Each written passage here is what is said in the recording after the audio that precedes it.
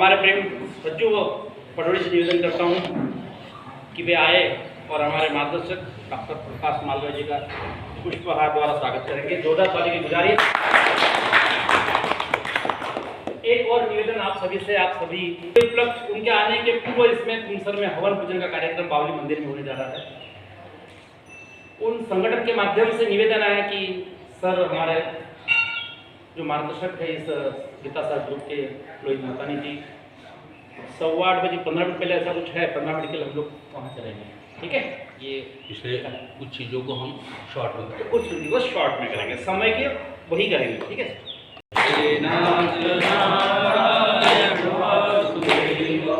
श्री कृष्ण गोविंद हरे मुरारी, हे नाथ नारायण वासुदेव।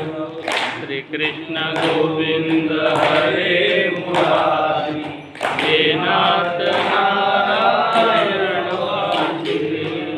कृष्ण गोपालन की जय, मोर बंसी वाले की जय। तो हमने पिछले सत्र में 8वें अध्याय का 15वां श्लोक हम लोगों ने इसको सुने थे गुरु जी के हाथों से, गुरु जी के मुखारबिंद से हम लोगों ने इसका ज्ञान प्राप्त किया था। अभी हम 16वें श्लोक से जाएंगे, जितना आगे जा सके ये 15-20 मिनट के अंदर में उसके साथ जाएंगे। आधा घंटा है हमारे पास में।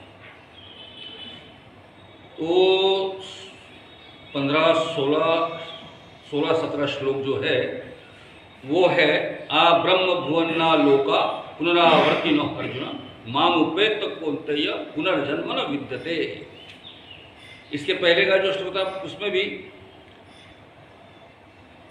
ये जो है माम उपेत पुनर्जन्म दुखालय अशाश्वतम नाप्नुवन्ति महात्माना संसदि परमानंदा। मेरा आश्रय करके जो है जो लोग रहते हैं मेरे आश्रय से, वो उन्हें दुख से परिपूर्ण के जीवन जो है उसे प्राप्त नहीं होता। और ये 16वें श्लोक में भगवान कहते हैं कि आ ब्रह्म भुवन लोका पुनरावर्तिनो अर्जुन। तो ब्रह्मलोक तक जो सारी सृष्टि है वह सृष्टि पुनर्जन्म के साथ चलती है।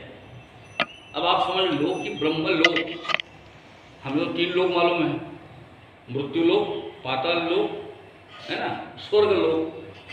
ये ब्रह्मलोक कहाँ से आ जाता है, ऐसा ना। तो ये समझ लो कि हमारे मृत्यु लोगों के ऊपर में समझे कि नहीं, जो एक 4 लोगों के बारे में वर्णन किया है शास्त्रों में, वह एक है कि मृत्यु लोक से आगे जो है देवलोक आता है। मृत्यु लोक से आगे देवलोक से आगे अजान लोक, जिसमें वसु आदित्य इन लोगों का वास रहता है। देवलोक मतलब सारी ये जो अपन सूर्य चंद्र वायु ये अग्नि ये सारे जिनको हम लोग देवताओं की सृष्टि मानते हैं, इनका एक लोक है।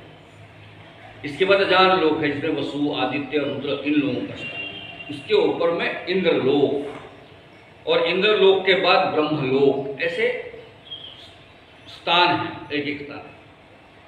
वैसे भी अपने पातालोकों के बारे में भी अपन लोग सप्त पाताल मानते हैं। सुतल, वितल, तलातल, रसातल, ऐसे करते हुए 7 लोग पाताल में भी मानते हैं अपन लोग। यानी हम इस मृत्यु लोक से नीचे भी 7 लोग हैं, ऊपर में भी 5 लोग हैं। तो हमारा जो प्रवास है मृत्यु उपरांत वो इन लोकों तक जाता है, एक स्थिति को प्राप्त करता हुआ। तो इसके अंदर में जो है ऐसे जो ब्रह्मलोक तक जो स्थिति है, वह वहाँ जाने के बाद में भी आदमी पुनर्जन्म होता है। ये मान के चलते हम लोग कि हमारा ये सारा सृष्टि का जो आयाम है उसके अंदर में ब्रह्मलोक तक का जो काल है, वह काल जो है वह हमारे इसमें कल को माना जाता है। यानी आगे का श्लोक अगर हम लोग देखें, सहस्त्र युग पर्यंत महत् ब्रह्मणो विदु रात्रि युग सहस्रांता ते अवरात्र विदो जना। ये जो दूसरा श्लोक है इसके साथ में जोड़ के बताता हूँ आपको कि ये मान के चलते हम लोग कि हमारे यहाँ पे जो एक काल मापन है, जो काल मापन है वो कितना सूक्ष्म है, इसका आप चिंतन करो, आप सोचो। अंग्रेजियत के सारे ग्रंथ क्या बताते हैं कि काल मापन क्या है? सेकंड, मिनट और एक तास, इसके अंदर में ही आते हैं हम। और सेकंड के बाद अगर किसी को पूछा जाए तो वो नैनो सेकंड बोल के खत्म कर देते हैं, बाद में सब नैनो सेकंड होते हैं। लेकिन हमारे यहाँ काल मापन का पूर्ण अगर स्थिति देखें हम लोग तो इतनी सूक्ष्मतम स्थान से तो हम विशाल आकाश तक पहुँचते हैं। अनुरणिया थोपड़ा तुका आकाशा एवढा, ऐसा तुकाराम महाराज का भजन है कि अनु से प्रारंभ होता है तो आकाश तक जो हमारी स्थिति है उसका वर्णन किया है। और वो वर्णन बड़ा सुंदर है। वो देखो सबसे सूक्ष्मतम काल मापन कहाँ से होगा? सबसे सूक्ष्म है परमाणु। तो एक परमाणु, उसके बाद दो परमाणु का एक अणु होता है, समझे कि? और तीन परमाणुओं को त्रसरेणु कहते हैं, त्रसरेणु।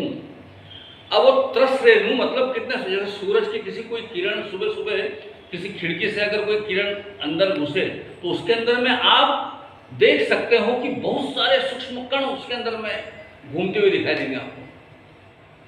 तो सूर्य की किरण ये अगर तीन अणु तक के त्रसरेणु के बीच में जाए तो उसे कहते हैं त्रुटि। पहला काल मापन है त्रुटि।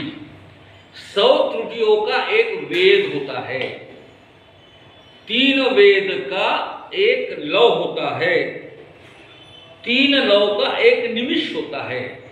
निमिष शब्द तो हमने सुना हुआ है, किस कहते हैं ना, निमिषार्धात, एक आधे निमिष में, ये अपनी पलकों का झपकना जो होता है ना वो आधे निमिष का है।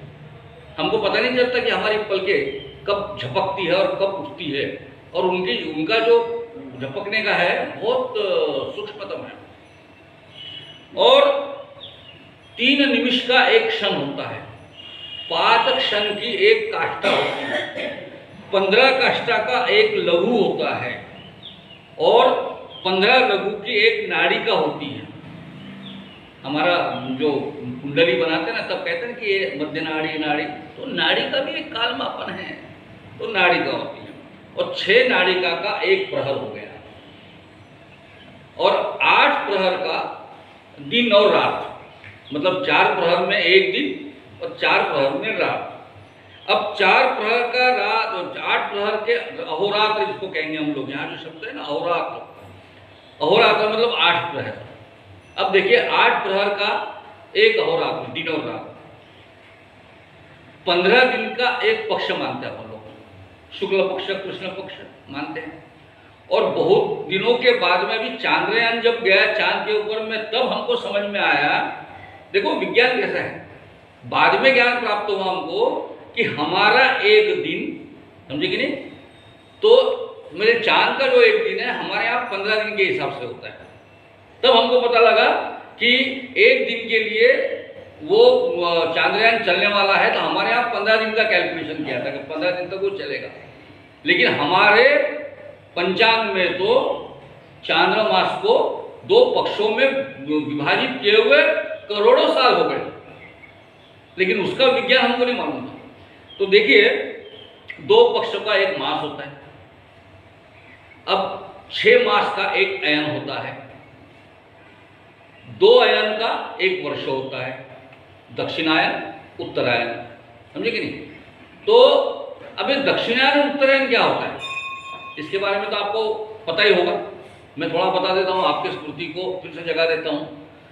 तो होता ये है कि सूर्य जो है के चारों ओर पृथ्वी का घूमना होता है, लेकिन पृथ्वी पूरी राउंड शेप में नहीं है, आप समझ लो, पूरी राउंड शेप में नहीं है, वो थोड़ा सा एक साइड से हल्का कट है, कट मतलब दबी हुई है। इसके वजह से जब घूमती है तो वो घूमती है तो सीधे राउंड में नहीं घूमती, आप समझ लो। कभी आपने भौरे को देखा क्या? भौरा अपन जैसे फेंकते हैं तो घूमता है और थोड़ी देर में फिर भौरा यूं यूं यूं यूं ऐसे उसका घूमना जो है वो ऑब्लॉन्ग टाइप में हो जाता है।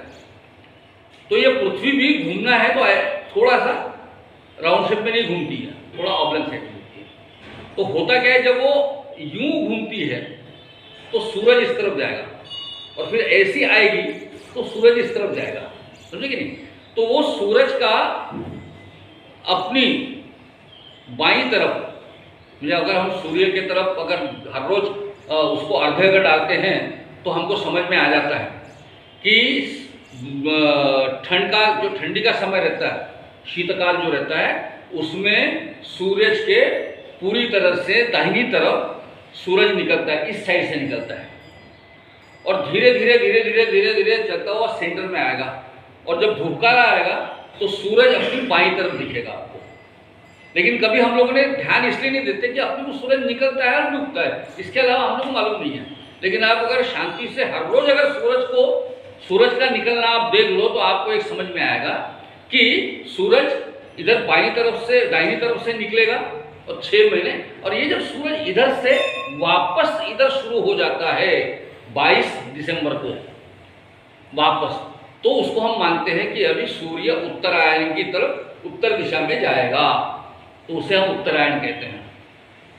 और फिर वहां से फिर जो वापस आएगा मार्च में, तो यूं वापस होते हुए फिर दिसंबर तक के वो इधर से आएगा, तो उसको दक्षिणायन और उत्तरायण कहते हैं।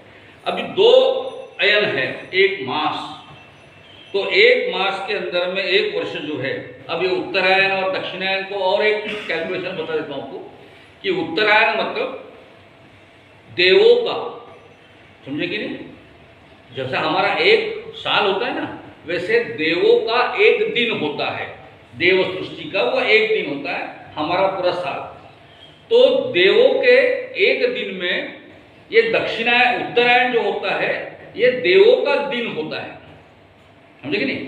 और उत्तरायण जो होता है, दक्षिणायन जो होता है, वो देवों की रात होती है।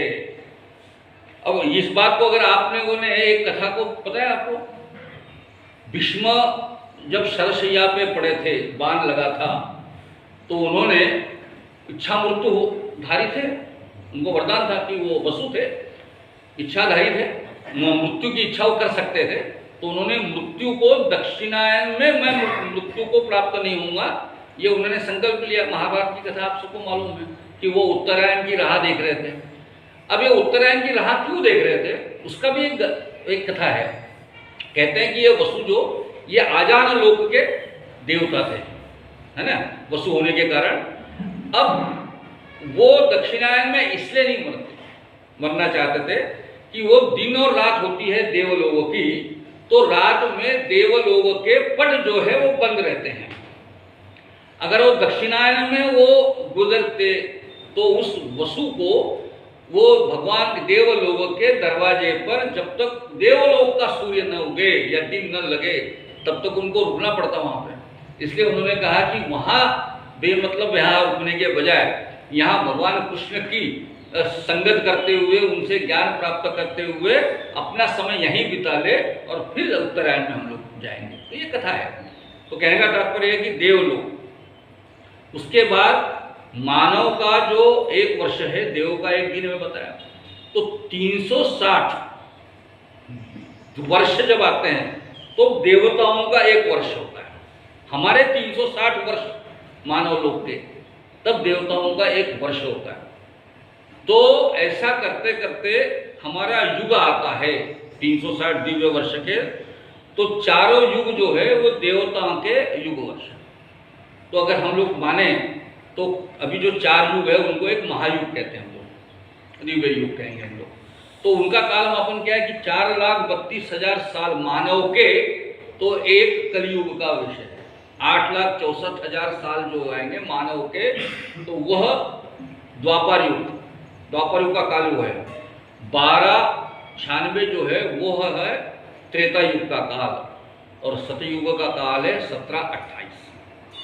इनका टोटल जो कैलकुलेशन है वो है 43,20,000 मानवीय वर्ष का एक महायुग। अब ये एक महायुग का वर्णन जो है यह 1000 बार जब राउंड लेगा तब ब्रह्म का एक दिन होगा, ब्रह्म का एक दिन होगा। लेकिन उसके अंदर में भी 14 भाग हिस्से किए हुए हैं। ब्रह्मा के उस एक दिन में 14 भाग है, जिसको हम मनवंतर कहते हैं। 14 मनवंतर है, मतलब एक मानवीय वर्ष का हिसाब करें तो 71.6 महायुग का एक मनवंतर होता है, समझे कि नहीं।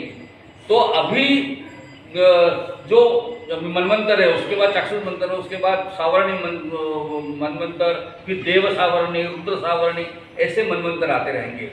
और हर मनवंतर का अपना एक मनु होता है।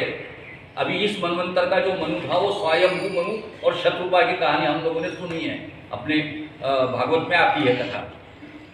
तो ऐसे 14 मनवंतर के बाद एक दिन भगवान ब्रह्म का, और कहते हैं कि ब्रह्मा की अभी उम्र जो है वो 50 वर्ष पूर्ण हो गई और ब्रह्मा अभी 51वें वर्ष में है। और हम लोग भी उस 51 वर्ष के अंदर में अभी हम लोगों का जो मनवंतर चल रहा है वो 7वां मनवंतर चल रहा है। अब वो 7वें मनवंतर के हम लोग अभी जो कलयुग में हैं वो 28वें कलयुग में हैं, समझे कि नहीं। अब देखो हम लोगों को काल मापन कितना विशाल है, यानी अभी हम लोगों को, अब जो आपके यहाँ पे नहीं, मैं एक बार कहा था अभी आपके सामने कि जो पूजा के समय जो संकल्प लेते हैं और संकल्प में पुजारी जो हमारे हाथ में चावल का दाना लेकर संकल्प करने को बोलता है, तो संकल्प का मंत्र जो पढ़ते हैं ना गुरुजी, तो उसमें ना ब्रह्म द्वितीय प्रदाय श्वेत वाराह कल्पे वैवस्वत मनवंतरे 28वें कलियुगे कलि प्रथम चरण, फिर आर्यावर्ते जम्बूद्वीपे भरतवर्षे, ये सारा बोलते ना। अपने को सिर्फ एक दो नाम याद है उसमें, जम्बूद्वीपे वगैरह बोल दिया कि समझ में आ जाता है, भरतवर्षे, भरतखंडे, जम्बूद्वीपे। उसके बाद अपन भी नहीं सुनते, वो भी विस्तार से नहीं बताते गुरुजी, उसमें बौद्धा बता। अभी 28वें कलियुग है। पिछले बार टेम्परे जी ने बताया था ना, युगे 28 विटे वरी युगा, ये अपन ने भजन सुना है। तो 28वां युग है अभी, वो भी 7वें मनवंतर का 28वां। अभी 7वें मनवंतर के 28 में अभी अपने को 71 तक जाना है, तब जाके मनु बदलेगा। तो अगला मनु कोई दूसरा आएगा, उसका इंद्र अलग होगा, होता अलग होगा, उसमें सारी चीजें अलग अलग होगी। ये सारा अगर हम अपने इसमें देखते तो कभी कभी हंसी आती है कि ये सब कुछ भी उटपटांग बताते होंगे ये पंडित जी हमारे, कहाँ इतना सारा मामला होता है।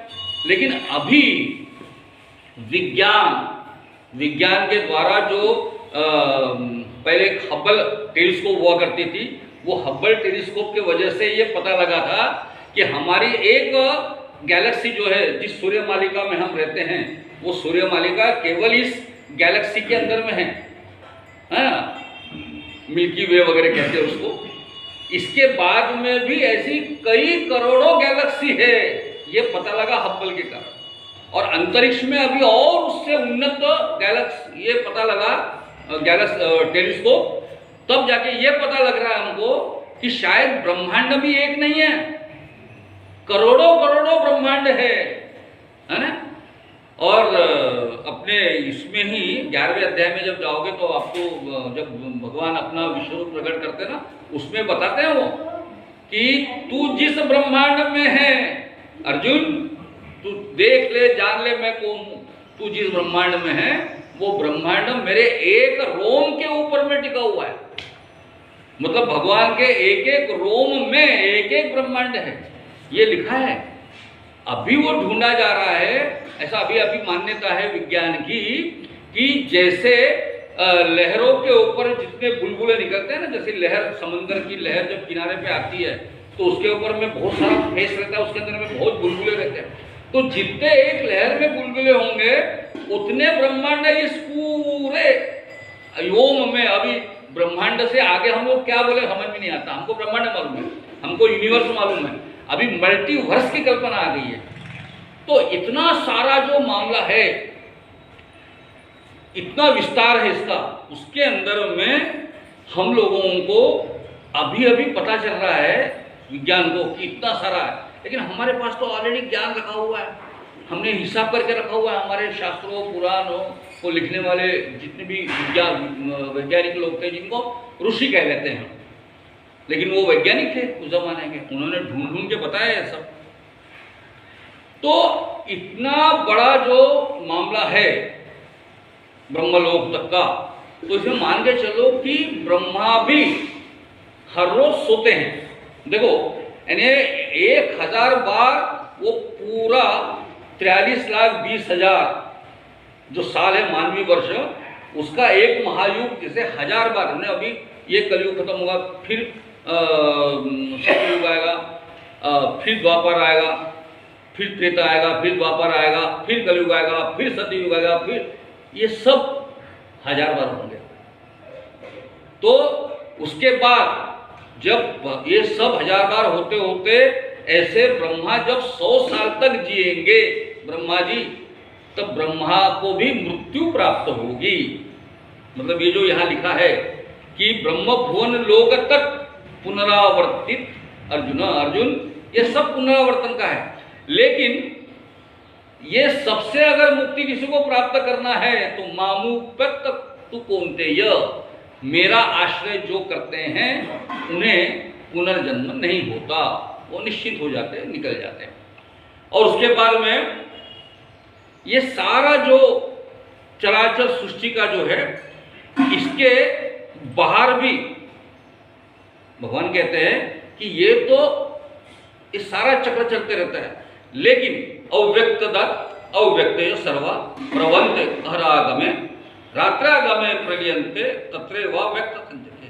मतलब ब्रह्मा के एक दिन में, जो मैं आपको बता रहा था कि नहीं, एक साथ में सारी चीज़ें एक साथ बता रहा हूँ क्योंकि समय अपने पास थोड़ा कम है, इसलिए मैं एक एक श्लोक नहीं पढ़ रहा हूँ, एक साथ ही चल रहा हूँ। तो इसमें क्या होता है कि एक रात जब भगवान सोएंगे तो सारी चराचर सृष्टि जो है 1000 बार होने के बाद में ब्रह्मा में विलीन हो जाएगी। और फिर ब्रह्मा जब सो के उठेंगे सुबह, फिर वो 1000 बार ये 43,20,000 साल जो मानवीय वर्ष है, सतयुग, त्रेता युग, कलयुग, द्वापर, ये सारा घूमेगा। तो उठने के लिए फिर वो जागृत अवस्था में आएंगे, तो सारा ये सृष्टि का मामला जो है वो फिर से जीवंत होगा, जिसको वैज्ञानिकों ने एक नाम दिया है। कौन सा? कि ये सारा जो जगत है एक बिग बैंग थ्योरी दी हुई है कि एक हिरण्यगर्भ एक बिंदु है, उसका विस्फोट हो गया है और विस्फोट होकर सारी सृष्टि बनती है, ऐसा वैज्ञानिक। लेकिन हमारे यहाँ विस्फोट का विषय नहीं है, हमारे यहाँ हिरण्यगर्भ जो है मतलब एक अंडर रहता, उसके अंदर में ये सारा सृष्टि का निर्माण जो है, ब्रह्मा जब जागता है तो अपने आप शुरू हो जाता है और सारी चीज़ें शुरू हो जाती है। फिर सतयुग आएगा। सतयुग में क्या होता है?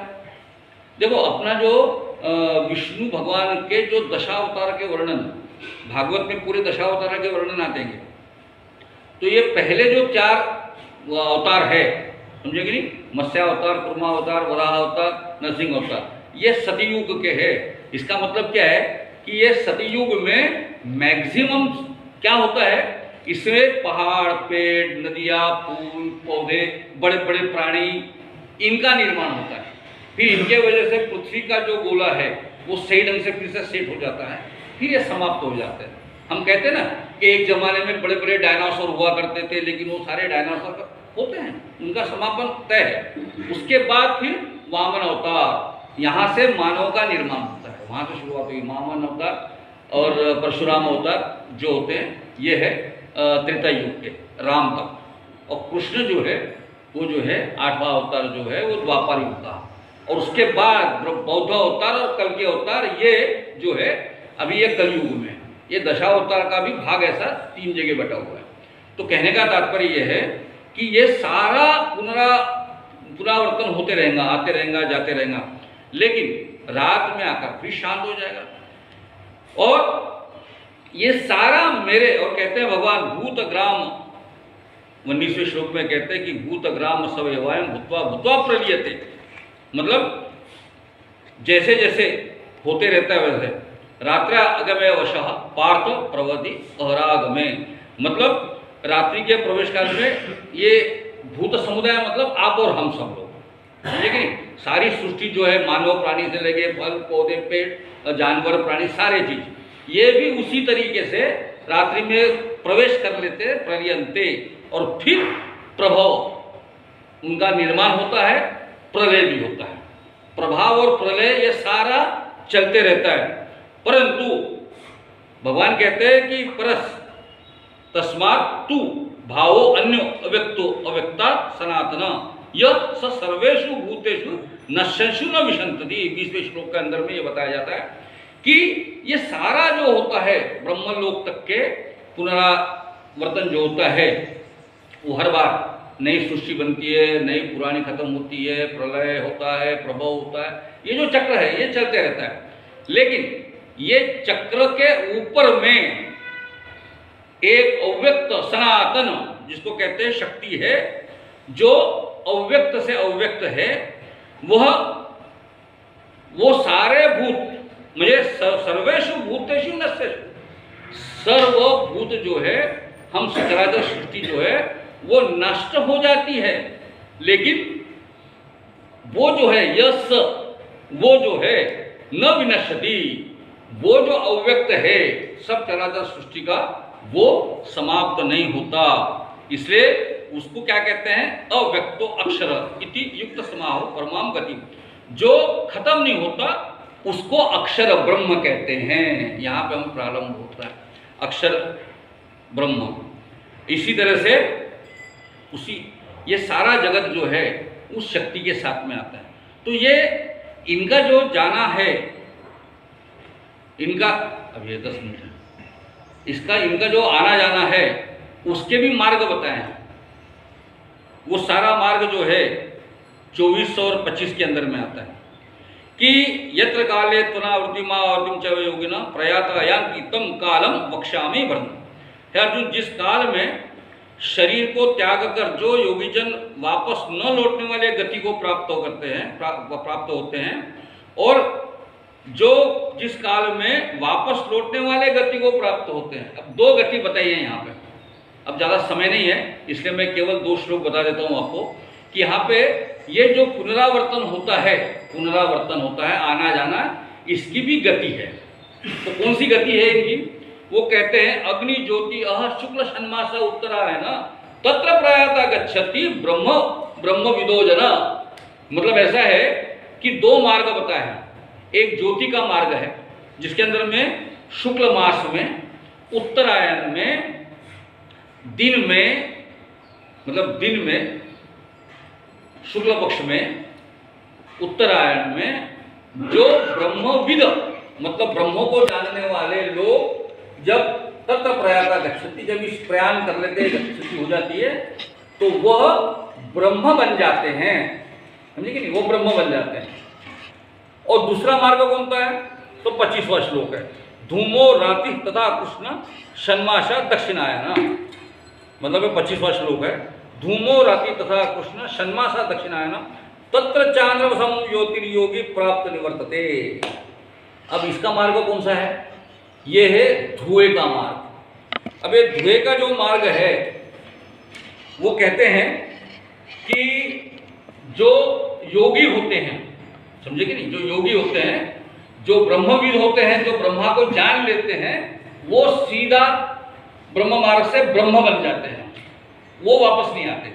जो अपने 18वें श्लोक में जो कहा गया है ना कि कौन वापस आता है और कौन नहीं आता है, जिनको जन्म मरण से मुक्ति हो जाती है, ऐसे ब्रह्मविद जो है वो ब्रह्मा का स्वरूप बन जाते हैं। लेकिन हमारे जैसे जो योगी लोग होते हैं, वो योगी लोग ये धूम्र मार्ग से जाएंगे, चंद्रमंडल में जाएंगे। अब चंद्रमंडल ये मत मानिएगा कि अपन जो चांद अपना दिखता है वो चंद्रमंडल, नहीं, ये सारे के ऊपर, या आकाश गंगा के ऊपर में, ब्रह्मांड के ऊपर में जो एक मंडल है वो चंद्रमंडल माना जाता है। नहीं तो आप ये बोलेंगे कि ये चंद्रमंडल यहाँ से यहाँ, यानी हम लोगों को बहुत आसान है ना, मरेगी चांद में जाके फिर वापस आ गया, और आगे जाकर तो बोलेंगे मरना का अभी तो चांद्रयान जा रहा है ना, आगे आने वाले काल में तो लोग तो रॉकेट से भेज के वापस आएंगे। नहीं, ये चंद्रमंडल जो है अपनी कल्पनाओं के बाहर है, बहुत ऊंचा है। तो इसमें जो है ये दक्षिणायन में जो रात्रि के समय धूम्र मार्ग से धुएं के माध्यम से जाते हैं, वह जो है फिर से पुनरावर्तन उनका होता है। तो कहते हैं कि ये दो प्रकार के जो है देवयान मार्ग और पितृयान मार्ग, और चाहे बड़ा सुंदर है उनका भी, ये इनका जो प्रवास है वो बड़ा सुंदर है। धूम्र देवता जो है वो आत्मा तत्व को रात्रि के अधिपति देवता को सौंपता है। रात्रि का अधिपति देवता कृष्ण पक्ष की देवताओं को ये आत्मा का बोझ संभालने के लिए बोल देता है, और कृष्ण पक्ष की देवता जो है वो दक्षिणायन के अधिपति देवता को सौंप देता है, और दक्षिणायन के अधिपति चंद्रमास के अधिपति को ये आत्मा सौंप देता है। ये हमारा प्रवास। अच्छा, हमारा प्रवास तो ऊपर तक गया है, वापसी का प्रवास भी वैसे ही है। वापसी का प्रवास जो है ना वो कैसे आता है, चंद्रलोक से आकाश में प्रवेश करते हैं। आकाश के माध्यम से वायु के कारण फिर ये बादलों के अंदर में वो आत्म तत्व, ये शास्त्र में सब लिखा हुआ है, हमारे अलग अलग पुराणों में इसका वर्णन है। बादलों में आता है, फिर बादलों के बाद में बरसात के कारण वो पृथ्वी में आएगा, और पृथ्वी में आने के बाद में वो अन्न का रूप लेगा। वो आत्म तत्व जो है ना, आपको जो अपन ये जमीन से जो अन्न उगता है, ये अन्न केवल अन्न नहीं है, ये हमारे आत्म तत्व को लेकर निर्माण हुआ है। और ये आत्म तत्व जो है अन्न के द्वारा हमारे शरीर में प्रवेशता है, और हमारे शरीर में पुरुष योनि में जाकर वो जो आत्म तत्व है वह भी पुरुष की योनि के माध्यम से स्त्री योनि में प्रवेश करता है, और वहां से फिर वो जन्म लेता है। कितना बढ़िया कार्यक्रम। बस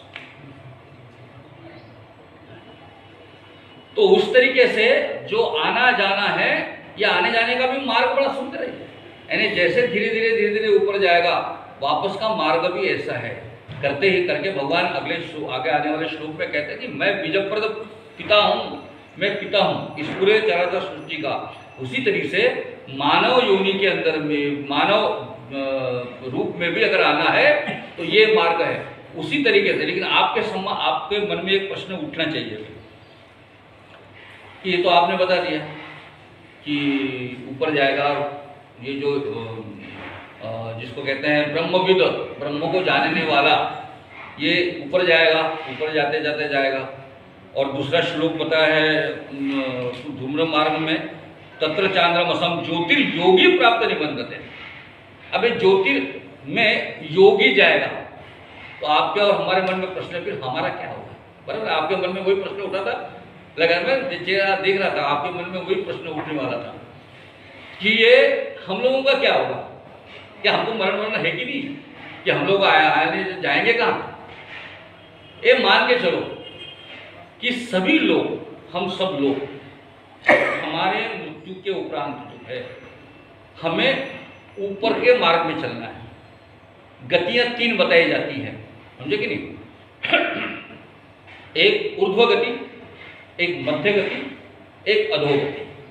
3 गतियां बताती हैं, और इन 3 गतियों का मार्ग भी हमारे गायत्री मंत्र के 3 जो पहले के शब्द है ना, ओम, भू, भुव, स्व, ये जो 3 शब्द है, एक्चुअली ये सविता का सूर्य का मंत्र है, गायत्री छंद में है करके हम लोग गायत्री मंत्र बोलते हैं। वो छंद गायत्री है, मंत्र सूर्य का है, लेकिन सूर्य के मंत्र सविता के साथ शुरू होता है। लेकिन उसके पहले जो 3 शब्द है, ये हमारे गति का वर्णन है कि ओम, भू, भुव, स्व। भू का मतलब जैसा है कि जो व्यक्ति अपने प्रकृतिगत प्रारब्ध के कर्मों के कारण, प्रारब्ध कर्म के कारण जितने जड़त्वों को लेके आता है शरीर के, अपने आत्म तत्व के साथ में, सूक्ष्म देह के साथ में जितने जड़त्वों को लेके आता है, वो जड़त्व के कारण मृत्यु के बाद वो जमीन से ऊपर उठ नहीं सकता करके उसकी जो गति है वो अधोगामी होती है। और वह जमीन पे रहने वाले जो कीड़े, कीटक, पौधे, जो सारी चीजें होती है जो जमीन के ऊपर रहती है, उसके अंदर में उसका स्थानांतरण होता है। समझे कि नहीं? वहीं के वहीं स्थानांतरण होगा। लेकिन जिनके अंदर में जो राजसी भाव के होते हैं, जो तामसी भाव वाला जो है वो है, और यहाँ जाने के बाद में जिन लोगों के ऐसे राजसी भाव होते हैं, वह फिर से पुनर्जन्म जो है मनुष्य के गति में आता है, क्योंकि उनका चेतनत्व थोड़ा बढ़ा हुआ है, जड़त्व थोड़ा कम है, क्योंकि कर्म अच्छे हैं। तो क्योंकि आपको तुम्हारे ओशो ने बड़ी एक चीज बोली कि हम जो भी कर्म इस जन्म में करते हैं समझे कि नहीं? वह कर्म हमारा बीज रूप में हमारे आत्म तत्व में बैठ जाता है। जो भी कर्म है वो बीज रूप में है, और वही बीज फिर हमारा प्रारब्ध बनाता है। वही कर्म हमारा अगले जन्म का आधार बनता है। ये समझ लो कि अगले जन्म में जो जाना है, वो जाना जैसे भी हो, समझे कि नहीं, तो वो अगले जन्म का आधार ही हमारे पिछले अनेक जन्मों के हमारे कर्म है। ये जन्म में हम जो कहेंगे, इसके आगे का इस जन्म तो ये जन्म तो चला चली है, अगला जन्म तू साथ, रोज नित नए पाप करता, ले प्रभु का साथ। ऐसा ही कभी मैं नागपुर से आ रहा था तो गाड़ी के अंदर में ये भजन चल रहा था, मुझे अचानक याद आ गया। तो ये जन्म जो है, ये जन्म में हमारे जो कर्म जैसे है वो बीज के रूप में अगले जन्म में हमारे सामने प्रकट हो गए। तो उसी के आधार पर फिर हमारा जन्म अगला जाएगा। तो हमारा कर्म, हमारा जो मनुष्य का जन्म मिला हुआ है ना हम लोगों को, वो एक्चुअली मुझे ये कहे कि भोग योनि तो है, लेकिन हम उच्च योनि को भी प्राप्त हो सकने की संभावना इस मनुष्य जन्म में। मनुष्य जन्म भी ऐसा है कि जिसके अंदर में गति ऊर्ध्वर रख सकते हैं हम लोग, उन्नयन की गति रख सकते हैं हम लोग। तो हम जैसे जैसे उन्नयन की गति रखेंगे, वैसे वैसे हम लोग अपने अगले अगले जन्म में हम अच्छे जन्म में प्राप्त होंगे। वो हो सकता है कि इस जन्म में कोई भिखारी अगर दिख रहा हो, कोई गरीब झोपड़ी में रहने वाला कोई व्यक्ति हो, परेशान कोई व्यक्ति हो, ये समझ लीजिए कि उसके प्रारब्ध कर्म के बाद उसको ये जन्म मिला है। लेकिन वो इस जन्म में अगर अच्छा काम करेगा तो हो सकता है वो इसके बाद अगला जन्म जो है किसी बड़े घर में जन्म लेगा, समझे कि नहीं? किसी बड़े घर में जन्म है, किसी बुद्धिमान व्यक्ति के घर। आगे आने में श्लोक में जैसे जैसे हम आगे जाएंगे ये 12वें अध्याय तक के, इसमें वो सारी चीज़ें सामने आएगी कि कैसे कैसे हम लोग आगे डेवलप करेंगे। तो उसी तरह से हम सब लोग आदमी हैं, हमारा भी उन्नयन का मार्ग है, हमारा भी ऊर्ध्वगामी मार्ग है, इसलिए हम लोग भी ऊपर मार्ग में जाएंगे। लेकिन होता यह है कि हम अगर अधोगति में गए तो कीड़े प्राणी इसका जन्म, और वहां का भोग कर फिर वापस मनुष्य जन्म में आ सकते हैं। क्योंकि जितना भोग तुम्हारे कर्मों का, गलत कर्मों का होगा, उतना तुम्हारा जन्म जो है उन योनियों में जाएगा, उस नरक योनि में जाएगा। ये समझ लो कि नरक योनि कहीं और नहीं है। जो कहते हैं ना कि नरक में भी जाता है या स्वर्ग में भी जाता है, ये कोई अलग नहीं है। हमारी योनि का इस प्राणियों के अंदर में जाना, वो जो है मार्ग जो है वो भी एक अपने आप में नरक योनि जैसी है ना। क्योंकि आप देखो ना, किसी कीड़े कीटक के अंदर में कोई जन्म लेने वाला, अगर सोचो कि मैं कोई बारीक कीड़े के रूप में अगर मेरा जन्म है, अगला जन्म अगर मेरे हाथ से गड़बड़, तो वो भी तो मेरे नरक योनि है ना। मिट्टी में रहना, पानी में रहना, मर जाना, वो बहुत सारी चीज़ें। तो कहने का तात्पर्य यह है कि ये सारी जो गतियों के माध्यम से हम लोग अगले जन्म में हम लोग जाता उन्नयन की गति को प्राप्त करते। इसलिए हम सब लोग जो है, सामान्य लोग जो है, वो सामान्य लोग भी अपनी अच्छी उन्नत गति को प्राप्त कर सकते हैं। और आगे पिछले श्लोक में हमारे गुरुजी ने बताया कि यम यम वापि स्मरण भावत करे। ये श्लोक हमने पिछले इसमें हम लोगों ने पढ़ा है, इसी अध्याय के पीछे श्लोक है। इसके अंदर में अपने गुरुजी ने बताया है कि जो भाव जैसे जैसे स्मरण हम करेंगे वैसे वैसे हमको भाव प्राप्त होंगे। अगर कोई व्यक्ति अगर ज़्यादा गलत सोच रहा हो किसी के बारे में, कभी आपने वो अभी महाशिवरात्रि आएंगी तो शिव लीलामृत अगर आप पढ़ते होंगे पूर्णिमा दिन, तो उसके अंदर में जो अध्याय है उसके अंदर में आप पढ़ो तो उसमें तो पूरा विस्तार से पूरी चार्ट दी हुई है कि तुम कौन सा पाप करोगे तो अगला कौन सा जन्म प्राप्त होगा। ये पूरा चार्ट है। वो चार्ट एक दिन आप ऐसा निकाल कर, मैं तो कहता हूँ कि पढ़ते पढ़ते जाओ, आप पढ़ो। इस बार महाशिवरात्रि आ रही है तो निश्चित रूप से महाशिवरात्रि के 11 अध्याय जो है, 12 अध्याय जो है वो आप पढ़ लो। तो उसके अंदर में अलग अलग कथाएं हैं और कथाओं के अंदर में पाप कर्मों की सजा कैसे कैसे मिलती है, इसका बड़ा विस्तार से वर्णन है। आप आनंद से पढ़ो और वो काम हमारे हाथ से न हो इस बात का प्रयास करो। और मेरा तो कहना है कि पिछले 6 अध्यायों के अंदर में भगवान ने अर्जुन से जो कहा है कि तू कर्म कर, तो उसके अंदर में कर्म करने वाला जो योगी है, जिसका शब्द यहाँ पे आया हुआ है कि योगी को फिर से जन्म मिलेगा, लेकिन अच्छा जन्म मिलेगा, ऐसा जो लिखा हुआ है धूम्र मार्ग से जाने के बावजूद भी, समझे कि नहीं, उसको अच्छा मार्ग मिलेगा। तो वो योगी कौन, ये 6 अध्याय, पहले जो 6 अध्याय है वो 6 अध्याय के अंदर में इसका विवेचन आया हुआ है कि अच्छा ये करने से, समझे नहीं, अच्छा कर्म करने से, कौन सा कर्म, अपने स्वार्थ के लिए मैं कोई कर्म करूं, ये हमारा स्वभाव है, इसमें कोई दो राय नहीं है।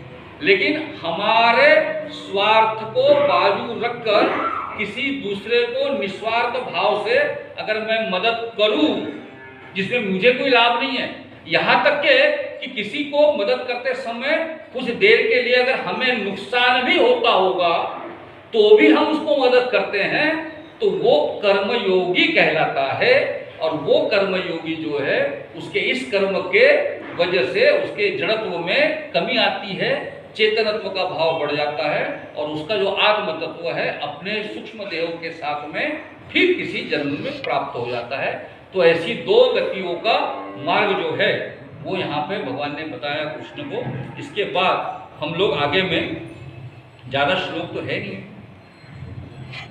नहीं, वैसे इन्होंने कहा है कि कहीं उनका आगे है, समय है, तो इसलिए फिर मैंने 3 श्लोक जो है अभी बचे हुए वो ले लेते हैं, क्योंकि आपके चक्कर में मैं थोड़ा जल्दी से सारे ले रहा था, लेकिन आपने कहा करके थोड़ा सा मैंने आगे बढ़ा दिया। तो इसलिए क्या है, शुक्ल कृष्ण गति येते, ये 26वां श्लोक है, जगत शाश्वत मते एकया याति अनावृत्ति अन्यया अवर्तते पुनः। मतलब ऐसे इस परम गति को प्राप्त होता है एक जो देवयान शुक्ल गति या कृष्ण गति कहेंगे, या देवयान मार्ग या पितृयान मार्ग कहे, इसके वजह से आदमी ऊपर तक जाएगा, वापस नहीं आएगा। इसलिए नैते स्तुति पार्थ जाननी योगी मुह्यति कश्चन 27वां तस्मात् सर्वेषु कालेषु योग युक्तो अर्जुन। तो हे पार्थ, इन 2 मार्ग को जान लो। जो मैंने 2 मार्ग बताया ना, ये 2 मार्ग को जान लो कि हमें आगे जाना है, ये तो तय है, हमारी मृत्यु निश्चित है। कोई भी व्यक्ति इस धरातल पे आया नहीं है जो नहीं मरे। लेकिन बड़ी मजा है, हमारी विडंबना क्या है, बड़ी अच्छी। कभी में 3 विडंबनाओं को मैं ढूंढता रहता हूँ कि आदमी तय है उसका मरना, समझे कि नहीं, लेकिन सारा समय आदमी इस बात का प्रयास करते रहता है कि वो न मरे। प्रयास, उसकी इच्छा रहती है कि वो नहीं मरना चाहिए, है ना, उसकी इच्छा रहती है, थोड़ी तबीयत खराब दवाई ले लेता है, लेकिन तय है निश्चित। अच्छा, इसका मृत्यु कब होगा इसका कोई गणित नहीं है। आगाह है अपनी मौत से, कोई पशर नहीं, सामान 100 वर्ष का, पल की खबर नहीं। इन्हें बड़ा आश्चर्य लगता है, कोई 80 साल होने तक भी आदमी मरता है, और कोई 10-20 साल, अभी तो इतना हो गया कि अभी नए तरुण लोग जो है ना, वो तरुण लोग हार्ट अटैक से मर रहे हैं, 40 साल 20 साल 25 साल। ये सब क्या होता है?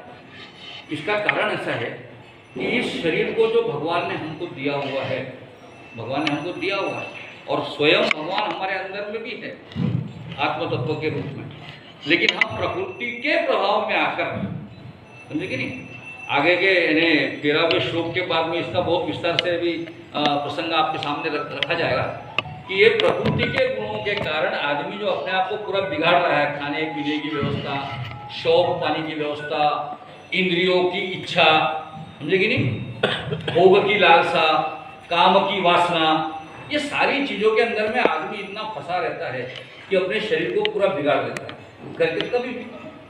लेकिन मृत्यु तो उसने तय किया हुआ है, तो उसके हिसाब से अपना मृत्यु भी उसके हिसाब से चल रहा है। जो मैं कहता हूँ ना कि वो तय करता है किसका आना किसका जाना, वो सब तय करता है। लेकिन ये 2 मार्ग को अगर तुम समझ लो कि किस मार्ग से ऊपर जाना है, किस मार्ग में नरक योनि में जाना है, किस मार्ग से आपको मनुष्य योनि में आना है, किस मार्ग से आपको जाते हुए ये ब्रह्म के तरफ जाना है, या आने जाने का चक्कर से बचना है, ये मार्ग को तो तू समझ ले अर्जुन, समझे कि नहीं। और ऐसे जो मार्ग से तत्व से जान लेता है वो कौन होता है? वह होता है योगी। जो मैंने शब्द कहा ना योगी, जो तत्व से जान लेता है। तो अभी भी जो मैंने आपसे कहा कि ये तत्वों को जानना यानी क्या है कि मैं अपने जीवन में सहज स्वाभाविक रूप से राजसी भाव लेकर चलता हूं तो मैं मनुष्य जन्म में आऊंगा। तामसी भाव लेकर चलूंगा तो मैं निश्चित रूप से अधोगति में जाऊंगा। लेकिन अगर सात्विक भाव लेकर चलूंगा तो निश्चित रूप से मैं ऊर्ध्वगति को जाऊंगा। तो ये दो मार्ग समझ ले भाई कि कौन नीचे जाएगा और कौन अधोगति में जाएगा। इस दो मार्ग को समझ ले तो जो ये समझ लेगा वो योगी होगा। इसलिए अर्जुन तू योगी हो, योग युक्तो भव अर्जुना। अर्जुना तू योग से युक्त हो जाए। तो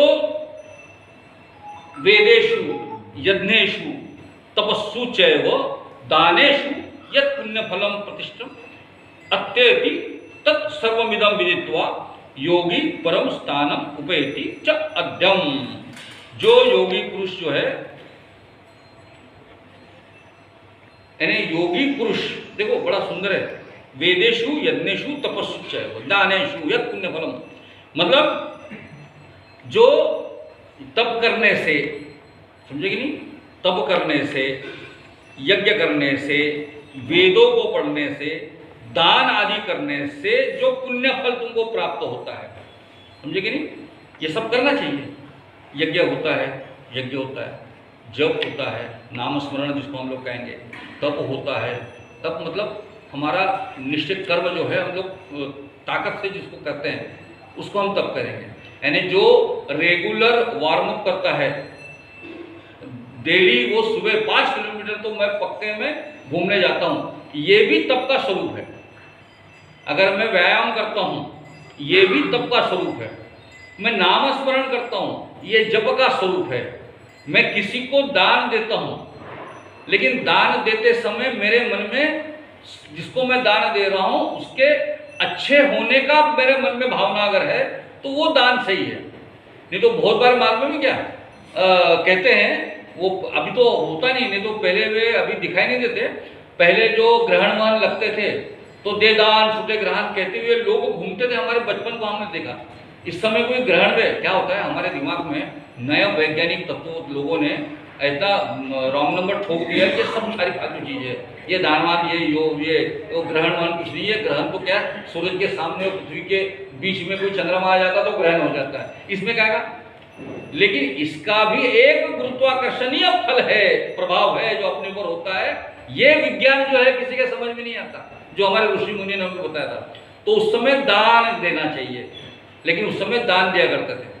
लेकिन बहुत बार होता क्या है कि हम लोग किसी आश्रमशाला में दान देने जाते हैं, कपड़े वपड़े देने जाते हैं, तो वो सब कपड़े हमारे घर में जो पुराने टूटे फूटे फटे वाले कपड़े हम लोग दान देने जाते हैं। अभी कोई दान है ये दान नहीं है। ये तो तुम्हारे घर का कचरा उठा के किसी और जाके डस्टबिन में डाले जाता तुम डाल देते हो। लेकिन इतना करते हुए भी वो आदमी 10-20 लोगों को बता के जाता है, कहाँ जा रहा है भाई, नहीं वो दान देने जा रहा हूँ, ये वो आश्रम में मैं। अरे भैया तुम दान देने जा रहे हो, कपड़े फटे। अरे कपड़े फटे तो क्या होगा, वो सिला रहेंगे ना जी। मतलब ये जो भाव है तो ये दान का भाव नहीं है, इसमें पुण्य फल प्राप्त नहीं होगा। लेकिन जो सही दान करने के बाद में भी जो पुण्य फल प्राप्त होगा, जो कर्म करने से पुण्य का फल प्राप्त होगा, इससे ज्यादा फल जो है ये दो मार्ग को जानने का, इस रहस्य को जानने का जो योगी होता है उसका फल ये पुण्य फल से कहीं ज्यादा होता है। इसलिए इन दो मार्ग को जानने का प्रयत्न कर और सनातन परम पद को प्राप्त कर अर्जुन, ऐसा भगवान कृष्ण से कहते हैं।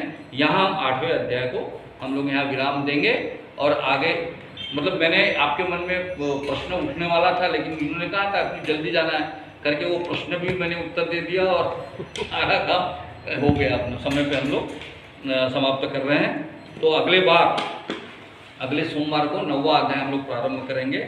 आइए हम लोग कभी आरती के लिए सब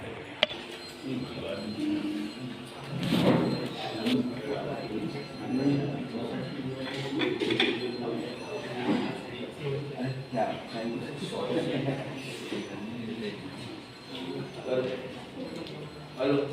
बंधु हेलो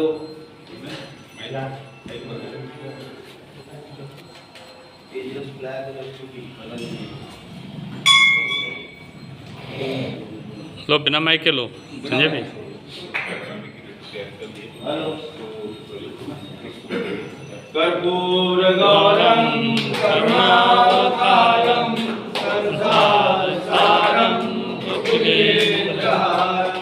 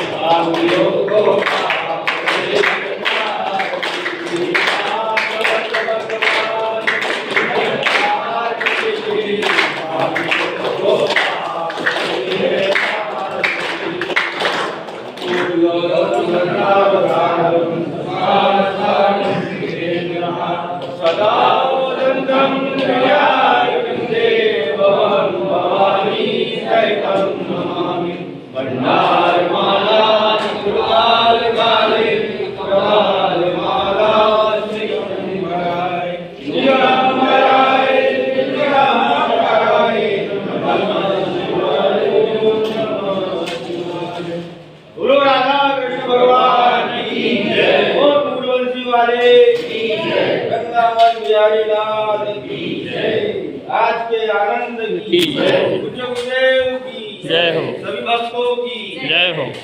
श्री कृष्ण भगवान की जय हो। राधे राधे राधे राधे।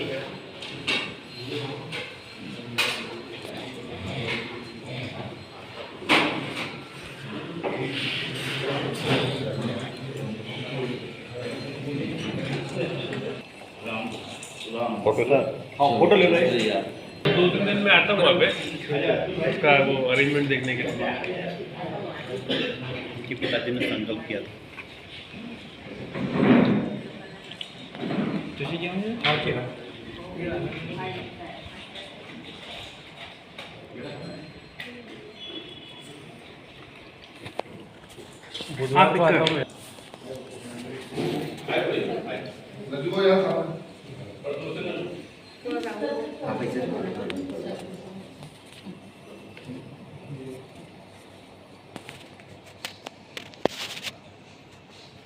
बोलो राधा कृष्ण भगवान की जय। ऐसे ही खड़े रहो भाई काट का छोटे वाले काट का रंजन हाँ ये